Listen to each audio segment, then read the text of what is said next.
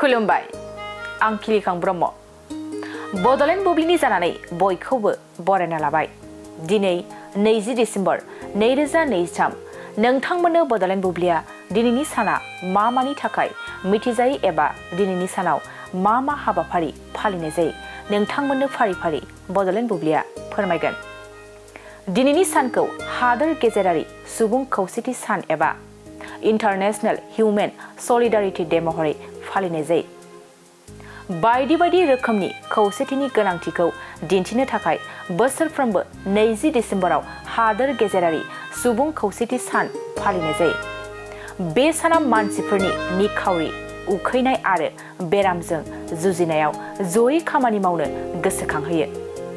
बेनि अनगायैबो दिनैनि सानावनो गेम्स डे आरो नेशनेल सानग्रिया डे महरैबो फालिनाय जायो।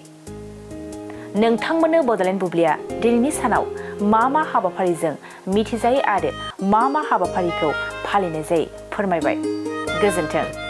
सेरफांगुरि बाजार श'रुमा क्रिसमासनि दामाका अफार लाबोदों। क'क्राझार जिल्लानि सेरफांगुरियाव थानाय फुंखा एन्टारप्राइज बाजार श'रुमा 15 डिसेम्बरनिफ्राय 31 डिसेम्बरसिम क्रिसमास दामाका अफार आरो एक्सचेन्जनि खाबुफोर होगासिनो दङ।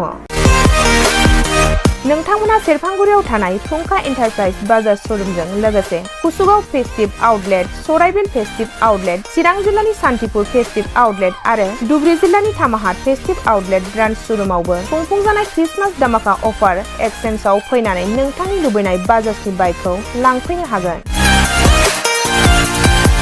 बाजाजनि बाइक सालायनो मोजां मोनग्रा रायजो राजाफोरनो फुंखा एन्टारप्राइज बाजार श'रुमा लोगोसे मोजां अफारफोरबो लाबोदों। बेफोरनो जाबाय 90% लन, गंनै हेलमेट फ्रि, केस होनानै बाइक बायगिरिफोरनो 1000 रां केसबेक हरफिननाय जागोन आरो क्रिसमास दामाका अफार एक्सचेन्जजों लोगोसे बाइक बायगिरिफोरनो गांसे ब्लेंकेट फ्रि हरफानाय जागोन। फुंखा एन्टारप्राइज बाजार श'रुमा आरो मोजां खाबुबो होबावदों।